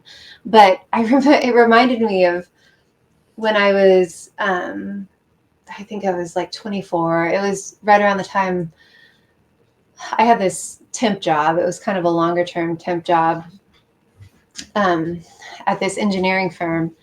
And I think I had the job when I met my husband, and then we got married, and then I was still working there for a while afterward. But anyway, there was an older woman who worked there, and she and her husband both worked there. And they were so sweet together. They would always have lunch together, and they would pack they packed a lunch every day, and they Hmm. would have their sandwiches, and they would sit together in the little cafeteria. And I wonder so much now. I'm like, I just have a feeling that they were Christian. I just the way they behave. She never said anything to me, but just the way they behave. And she was so kind to me and gentle. And I remember, oh, well, what happened is the job that I had was going to become permanent, but I needed to apply because there were other people that were going to Hmm. apply too. And so I did, and I interviewed and everything, and I didn't get hired, probably because I didn't know how to. They asked me what my 5-year plan was, and I said something about like, well, I really want to be a writer. Yeah, obviously Oh, the correct answer would have been, I really see a future for myself in American, right. Yeah. but I just was stupid. And but whatever, it's probably God's providence. But I remember like when I was told that I didn't get the job, I went into that woman's office crying. Hmm. I didn't want the job that bad. But anyway, and oh, and so then, I ended up leaving after a few days because my temp job had ended Hmm. and there was a permanent person coming in. And then I saw her husband and her were at my husband needed to get a dental I think he had to get like an emergency root canal, and Hmm. it was several months after I had left that job. I saw him. He was in the waiting room at this dental office Hmm. because she was getting a procedure done and my husband was getting something done, and I just we talked just a little bit, Hmm. and I said something about oh, I was really disappointed that I didn't get that job. Hmm. And he was so placid. And he said, you'll have many disappointments in life. And I remember I probably kind of looked at him funny and I thought, huh, okay. At the time I was still very much high on my husband and I had just gotten married. We're Uh, still, and we got married very quickly. We got married 2 months after we started dating. So I was, what? yeah, yeah. Oh, dude. Yeah. And we've been married Oh, 16 years. wow. Yeah. That's Yeah. awesome. That is totally by the grace of God. But I remember I was still riding this high of like, I'm infatuated with, I Hmm. just soulmate. and we got married, and life is amazing, and you know, I'm taking acid, and so to have he was kind of, he was, you know, he's just smiling, and he said, "You'll experience many disappointments in life." And I just thought, like, what is up with this guy? And I just think back on that and think, I don't even know how I got going on that rabbit trail. Well, That's really a oh, tangent. wait a second. Let me try to reel this in. Come on. Yeah, I think I was just talking about life is hard, and so I think Oh, yeah, yes. reading Because scripture, being like, wow, this lines up with reality. Like, right. yes, the reality of there is suffering, which I did not find at all in the New Age world, in the yoga world. There is suffering, but we also have this great hope in Oh, Jesus. I asked you how you were feeling. This all Yeah. started. Okay, and Okay. you Yeah. like Yeah. okay, So I think I don't know, maybe I just have a deeper understanding of happiness than I okay. thought. I think when I was younger and I was still into acid, like, to me, happiness was being able to continually experience highs, Was it? you know, Would and it also be? for life to be dramatic, and for life Mhm. to be, yeah, like a series of highs. And so I think I have a deeper understanding of happiness, and an understanding of, like, happiness and joy are the presence of the Lord. Like, That's apart from him, right. life is, Life around you can be crazy, yeah, but right, if right, we have them, yeah. So there's a depth in Christ that obviously can't not be found anywhere else. see, Yeah. and that's why I wanted to talk, and that's what I'm getting at because people who do drugs, you will have encounters, and you might meet a spirit, and you might have a change of something. But what I've realized, what I've learned in Christ with Jesus, it is a permanent good transformation of heart Yeah. and a cleansing. The other Yeah. religions, you can't get clean. Yeah. You can't get redeemed. You can't Yeah. be made new. Right. Exactly. Exactly. And that was the uneasiness that I continually had, despite, you know, I would go to a yoga class and I would Mhm. feel better temporarily. I would Right. go to a Zen meditation. I would feel better temporarily. But there was just always this uneasiness, knowing that deep down there was still something fundamentally unclean. Like, there was still The something crystal was not cleaned. It was wrong. still smushed. Exactly. Yeah, exactly. There was still something wrong. And so, and I've also thought too, there's even the highs that I would experience on acid that felt at the Mhm. time, you know, so ecstatic and so amazing and profound. There was always a precariousness to them. There was always, maybe particularly after I knew what a bad trip was like. Although Mhm. the first trip I ever had was a bad trip in a way. So, you know, it's like They're all bad. I knew from the start how nasty it could be. And Mhm. so there was always like a fear there. There was always a precarious, and it wasn't a fear of the Lord, you know, like, Mhm. there's somewhere in Psalms, I couldn't believe it when I came across that for the first time. There's a verse, I forget which Psalm it's in, but it says, "The fear of the Lord is clean." Oh yeah, yeah. Yeah. And I've always thought, like, there is a Mhm. cleanliness or a cleanness Mhm. to the presence of the Lord. And I mean, it's a holiness, you know, Yep. that I never experienced even in my wildest, highest moments on acid. There was not that Mhm. holiness. Yep. There wasn't that cleanness. There wasn't that purity to it. There wasn't, and like I said, there was sometimes a fear, but it wasn't fear of the Lord, because the fear of the Lord is clean. And I think it says the fear of the Lord is clean, enduring forever. And I wish I could Mhm. remember what psalm that is. But yeah, yeah, That's you know when I met him, he freaked me out worse than tripping, but Mm, not worse than tripping. When I met him, there was one stage in which, in tripping, you like everything's getting sketchy and the yeah. universe is not right Right. and Yeah. you feel unclean. Yeah. With him in my situation, it was like that, except it was clean. Mm. I was lucid and he was going, "Hi, boy." Yeah. There's definitely a nakedness and an exposure that it's Yeah. terrifying. Oh, Yeah. listen, he's like, "Hi, I'm God. You're not. Okay." But you're like, okay. Yeah.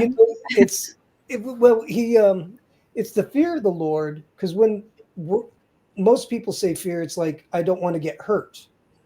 That's fear. Mhm. Yeah. With Yeah. him, it's, oh my gosh, you are the source of life. Mhm. You're the one who made everything, and I'm not.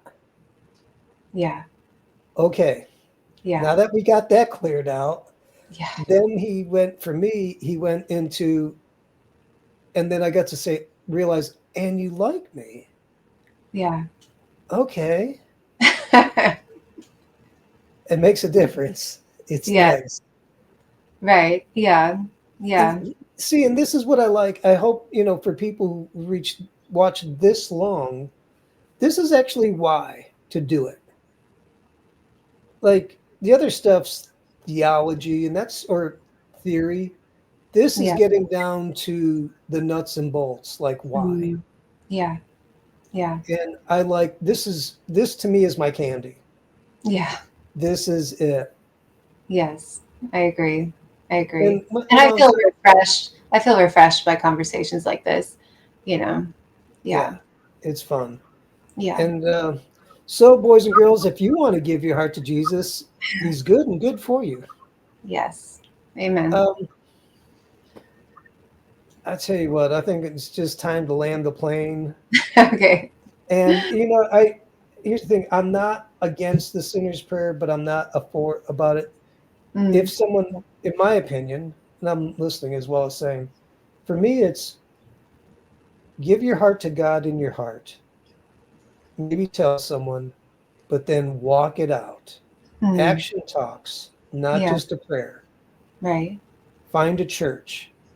Find someone you can be mentored by. Yeah. Get a Bible. Stay out of the book of Revelations in the Old Testament. Matthew, Mark, Luke, and John. You're Yes. locked in your room till. Um, did you ever get baptized? That's a I big did. deal. Okay, Yes, I cool. did get baptized. Yeah. And it was, well, the church that we first went to in Kansas City after we first got saved, they they did not believe in, so I was sprinkled as a baby in the Oh, Methodist yeah, church, yeah, and they yeah. did not believe in Yeah. redoing that, or Okay, they felt good. that would violate the is it the Apostles' Creed, or the one baptism. Yeah. So we didn't do it there. I kind of wanted to. It was, I don't know what I believe about all that. It's hard because I felt like, well, I have no conscious memory, obviously, of being Right. sprinkled as an infant. And I do believe that there's something that happens I mean, baptism isn't what saves us, but there's something that occurs, real, that Yeah. occurs in the immersion. And that, so I was disappointed that I couldn't do it again. But then Why? Wait. You said you can do it again? Yes, you can. they didn't, well, no, they Oh, didn't. oh, That sorry. didn't My believe, bad. and yeah, they didn't believe. But then once we moved away from Kansas City, started attending, I did get baptized. Yeah. Oh, okay. And I Okay. got immersed in a lake, actually, not Oh, far from good. where we live now. So yeah. Nice. Yeah. Did that change you at all? Was I think it did. Yes, I believe it did. Yeah. It cool. was, like I said, I still look back on that moment on the porch as the moment of my salvation, the Yes. moment when, Okay. but I feel that getting baptized, yes, I do feel like it changed something. Yeah. This is rare for me to say, but I will say the one time God talked to me clearly, and it was in here, my heart. I was at a restaurant reading my Bible, and I came across Acts 2:38. 2:38. Oh yeah. Repent, be baptized for the remission of your sin, and you will receive the Holy Spirit. Dude, he cranked it Yeah. up. I'm like, okay, you like it, like baptism, love it. So Right. I believe that something happens. It's not just, it's not just getting dunked. right. Yeah. Yeah. There's a trend. There. That's actually an exorcism, and Mhm. it's Yeah. a weird word, but it's actually you're being brought into right relationship with Christ. Yeah. Everything that is not of Him gets washed out. That's Yes. actually when you wash the crystal. If you Oh, want to wash the, right. Finally, yes. yeah, dude. Yeah. Well, and there's something about, I mean, God made reality to correspond to, I don't know what I'm trying to say. No, Like you're right because there's an design analog. reality in such a way that these things are real. Like I remember Yeah, when we were on acid. So right. this was obviously before I was saved. There was this place we would go to all the time. You've probably heard of Unity churches. They're like Yeah, new yeah. age. Oh, Universalist Unitarian. Yeah, Yes. they well no, so Universalist Unitarian is its own thing, and then Yes. Unity is its own thing. But Unity, I mean, they have a lot. There's a lot of overlap there. Like Okay. They'll have some vague trappings of Christianity, but Yeah. it's a free for all. It's like Right. anything. And for a while, there's actually the hub of the Unity Church is in a suburb of Kansas City, and they have this beautiful campus. It's like all these stone buildings and fountains and everything, and there was never anyone there. It was eerie, and we would go there sometimes to trip. We never got caught. No one ever approached us. It was weird, but I remember they had this swimming pool, and I was on acid, and I thought like I want to get in this swimming pool and I want to be cleansed. Like there was something in my heart that like wanted to, and I remember I jumped in the swimming pool and I got out and there was that, that mimicry, I guess you could call it, of that feeling of cleansing. Of course it wasn't enduring, Right. but so I just really believe that God designed reality and it corresponds to something real, like matter Yeah. and the things of real, like they correspond to something real. So yeah, I believe, and also because Acts 2:38 says so. Like I just believe there's something that happens, and it kind of makes me sad when I feel like baptism is some Diminished. traditions I know would say it's like it's just a outward sign, or it's just a Yeah. formality, almost reducing it to a formality. Like it doesn't. I feel that it matters, that it Listen, does. between me and you, at the end of the show, I'm like, it's huge Yeah, because it is a spiritual transaction, yeah, yeah. I believe it. without a doubt. Yeah, So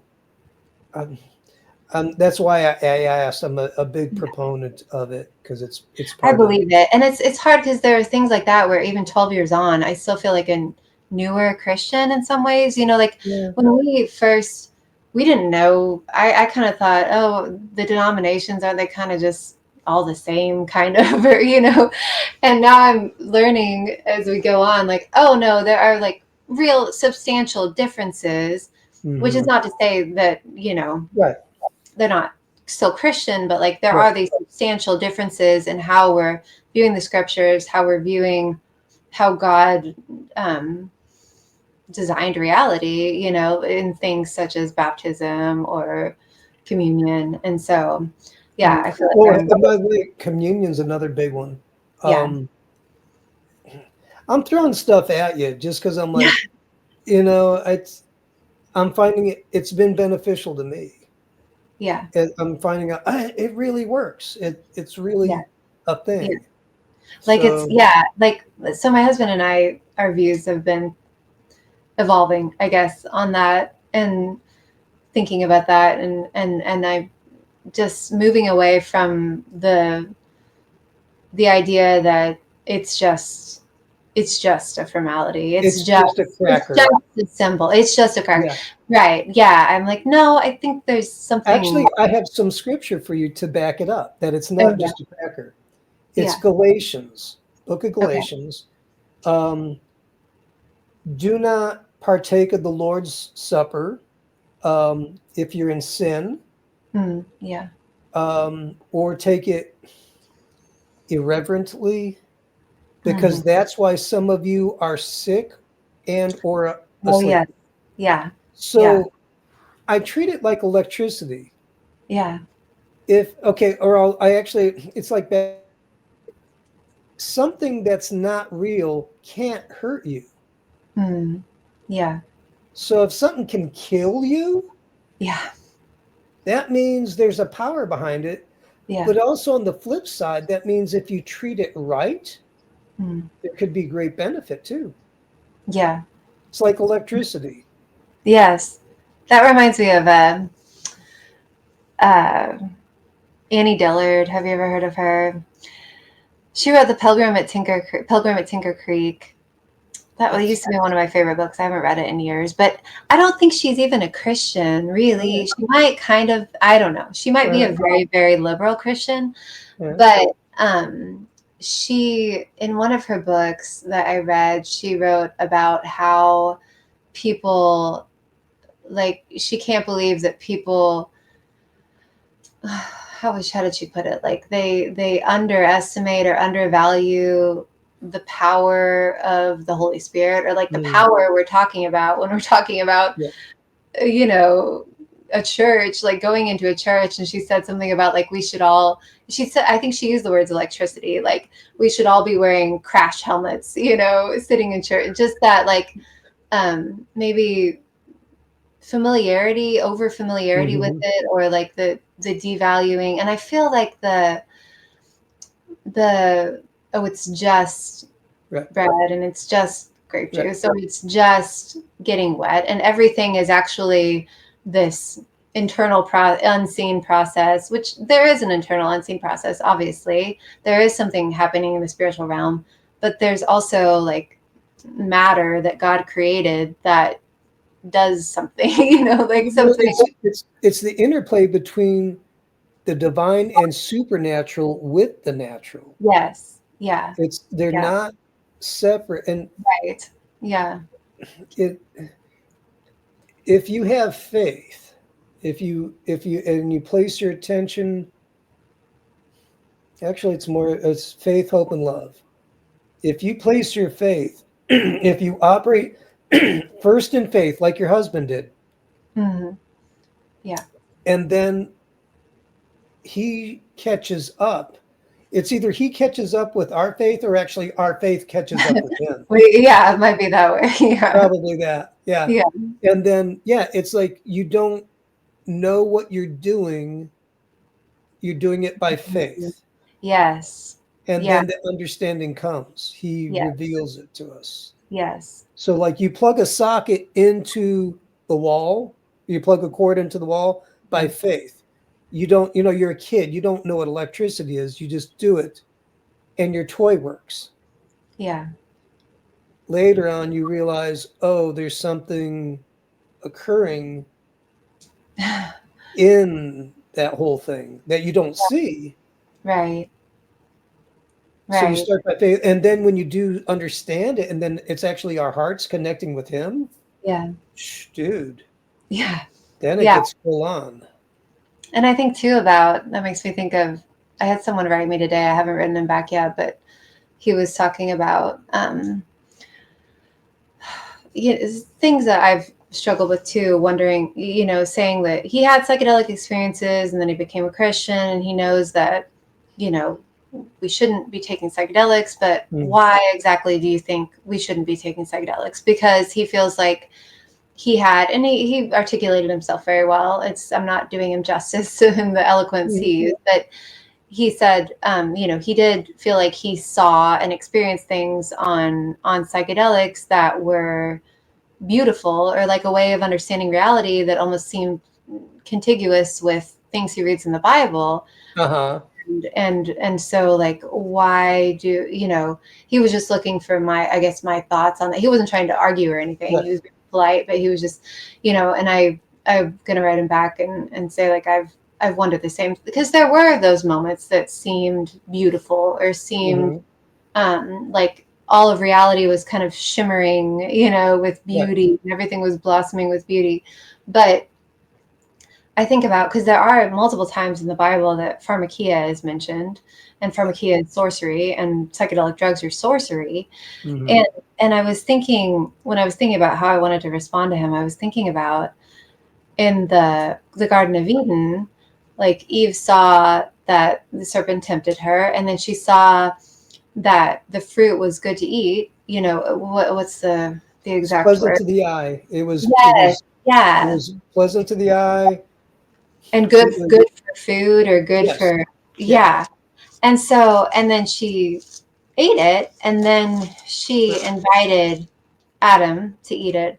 So obviously there was this interval. It wasn't like, it doesn't sound from scripture like the very first bite was, Well, oh no. here's the thing. I'll throw something at you. Yeah. Now Mary Magdalene, not Mary Magdalene, Mary the Mother of God, redeemed this screw up that I'm about to point out. But once Eve ate the apple, the fruit, I realized the most evil thing she could have was give it to someone that she had loved. Because dude, she freaking she took him down with her. Now, but I will say the redemption of all mankind and that moment, Mary, the Mother of God, when Gabriel said, "You're going to be, you're it, kid," and she's like, "Okay, be it unto me as you say." But how's this going to happen? So, one is disobedience that leads to death of one, and then become many, us, and then the obedience of one, Mary, became the redemption of what happened that was screwed up, and then became life for many. So, I and think that's in Romans 5 too. That's ringing a bell of that. That through Adam, many.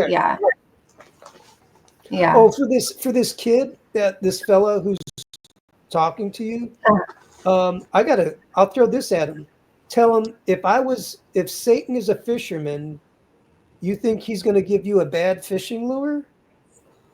Remember, there's always a hook. Because also that means that the hallucinogenic becomes an intermediary. Yeah, I never thought of it that way. Oh yeah, it becomes the intermediary, not Christ. Right. Ooh, yeah, and that makes me think of another Bible passage that my kids and I memorized. We did a couple years ago. We did John 10. Okay. And someone entering by another. That's it. Way is a thief and a robber. That's it. Yes. Yeah, and I remember like just feeling chilled when we were day when we were reading that, because I just thought that's hallucinogenics. Yeah, hallucinogenics. Like that is, you are entering another way. Yes. And it's bad. It's not. Yeah. So, and here's the thing, and also I'll go back to the end game of what these entities are telling him. If he cannot articulate what is in the Bible or something very parallel to it, that ain't the gospel. Right. Yeah. And then also I'll go back to redemption. He's getting deceived. Well, sorry, I'm probably not being fair to him. He was framing it in such a way, he was not trying to, I don't know. I need to go back and read it. I don't think he was trying to justify taking psychedelics. He was just saying, he was asking more like, how do I reconcile these moments that I had that did feel okay? How do I reconcile? I guess he was more saying that. Okay. Yeah. All right. Well, then let's say he jumped. All right. Put it this way: you jumped over the wall, you saw the wedding party, and then you jumped back. Okay. Now, the next time you show up, if you don't show up with the wedding garment, right? Yeah. You get sweeping tied up and cast out. Yeah, yeah. Or they're So sweeping like it. maybe you got a lucky break, kid. Right. And that might be okay. Because you talk to a bunch of old hippies. Yeah. Hmm. Yeah. See, I'll be honest. I want to talk to them because what the ones that got saved, they got saved. Some of them got saved while tripping. Not going to deny it, or because of it. There were a couple, but the even those who did, they would never argue like, oh, maybe you For should try, right, but But that was fascinating to talk to all of them. And something interesting about them too, every single one, literally every single one yeah, knew at least one person who did not come back. And like you that's said, you got lucky. You jumped, like I got extremely lucky. Why yeah. God granted me that grace, I don't know. But yeah, without exception, every single one of them knew an acid See, couch.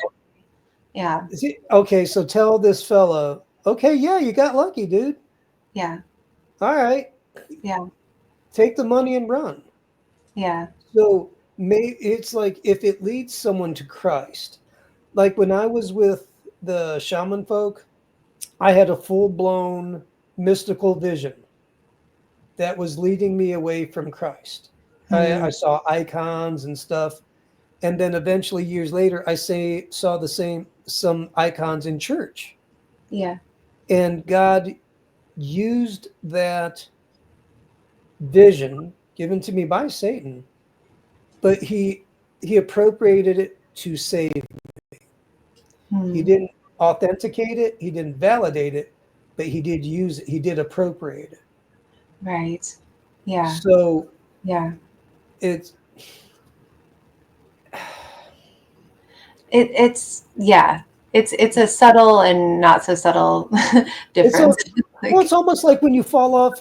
I've seen these videos where this a guy, from what I hear, a motorcycle guy hits a car that's parked. He spins up in the air, does a few somersaults, and lands on his feet. mm, And they call that Ubering. But here's the thing: like, okay, you get one, right.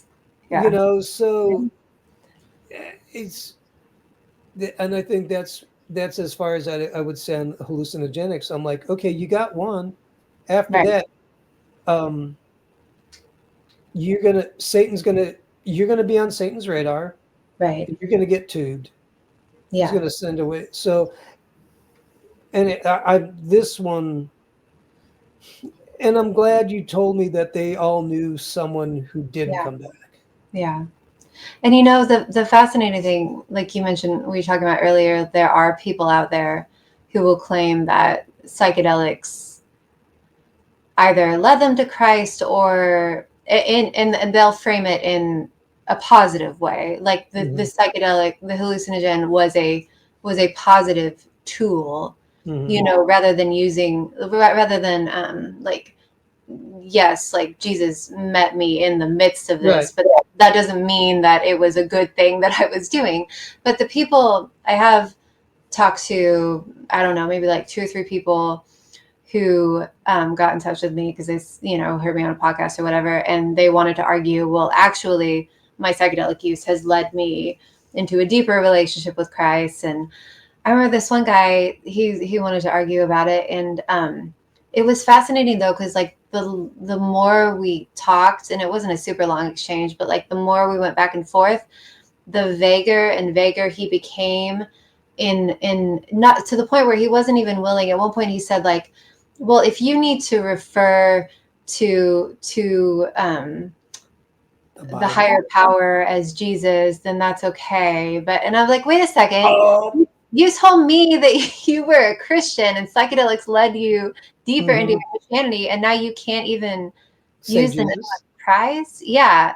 So something's off. So it's like, I don't know. My personal experiences, even with those people, once you start actually conversing and kind of poking at what they mean, Hmm. then things fall apart. Yeah. Well, and actually, it goes back to nihilism, and Mhm. also that profundity that you're. Yeah.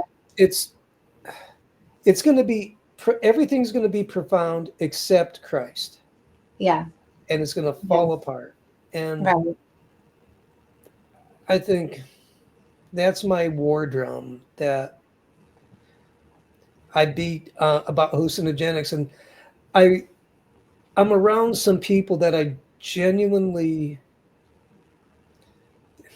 they're online, so they're not in-face friends, but I've known them for a while. They're good people. It's just they're getting into some stuff sometimes. I'm thinking, Yeah. you guys are gonna have a problem. Yeah. Yeah. And it's just, but I'm glad to talk with you because I feel it now. Like I'm not wrong. And Yeah. there is an intensity that wells up in me Hmm. to say no. And it's really the reason, and the way it's the why I'm saying no is in my heart, I hear him saying, I love you. No, you don't need this. Yeah. And I think they just don't. All right. And I'm asking as well and saying, you got to put in time to know Christ. It Yeah. ain't like it ain't easy. Yeah. That is true. Yeah. Okay. I never really said it this way, but I'm like, it's going to suck for a while. It can. Yeah. But Yeah. it's not like a light switch. I mean, maybe. Here's the funny thing. At least it's going to be work, Yeah. diligence, Hmm. long suffering, blah blah blah. Prayer, community, and then you might have a porch moment, or Yeah. it's the joke is it's a long time, and then all of a sudden, Yeah. And there's a richness and a depth, that was never present in all my years of new age and yoga and psychedelics. There's a richness and a depth that I yeah. And there are those light switch moments, and they don't come all that often, but and there are moments when I re-experience the reality of the gospel. It's like I can forget, kind of. I can forget, and then I remember, and it's just so beautiful. And also the life with Jesus Christ is real. Like it's real in a way that I had never experienced before. spiritual. Yeah. Yeah. Yeah. Okay, Yeah. that's, and I think that's where all the heads are looking for, a real spiritual walk. Yes. Yeah. I And mean, and also to be known, to know and be known. mhm. There's a where does Paul talk about, like, now that you are now that you know, or rather are known. Okay, yeah, You know you're what I'm right. talking about? Yeah, Yeah. no, yeah, it's in the epistles. Yeah, Yeah. Yeah. And I remember that really striking me the first time I read it. Like, on one hand, you there's the fear of the Lord, and there's this nakedness and scary closeness, and right. intimacy that I never experienced with acid, because with acid it was always an abstract Hmm. reality, or it was like a state of consciousness, or Right. it wasn't a deity, it wasn't a being that an all powerful, like you said, the source of life, to whom I am accountable. It's not like I can just stuff this in my little, bag of different worldviews and different cosmologies and whatnot. And yeah, yeah, it's just I don't know. I feel like I start getting vague sounding, but there is No, no, no. Because a here's the point thing. you reach where it's like you can't. Well, here's the thing. What you're Yeah. describing is relationship, Yes. Yes. Thank you. Yes. and Yeah. it's and might sound odd. Has it ever been spousal between you and him? Like a Yes. love? Okay. Yes. I feel that it has. And I think my husband kind of struggles with that, because especially when I was in I was in that prayer group with those two other women, and I think maybe it's easier for women to Yes, speak in those terms or it speak in is. or Yes, feel because in those terms. Yeah. Whereas my husband is just like, it's creepy. Just, yeah, right. just what? Yeah, yeah, Well, yeah, here's the thing, because the spirit is not, it's there's no longer Jew or Gentile, male or female. yeah, Now, it's one thing to say that, it's another thing to experience it. right. Yeah. But you have experienced it. And now what does he experience? It, it not to nail him, pin him down, but is it Yeah. You know, I think, and I don't want to speak for him, but I think his right? experience is more of that like male, like being called to account and being called to um Dude, this sounds like Peterson. yeah, I mean there are some similarities, you know.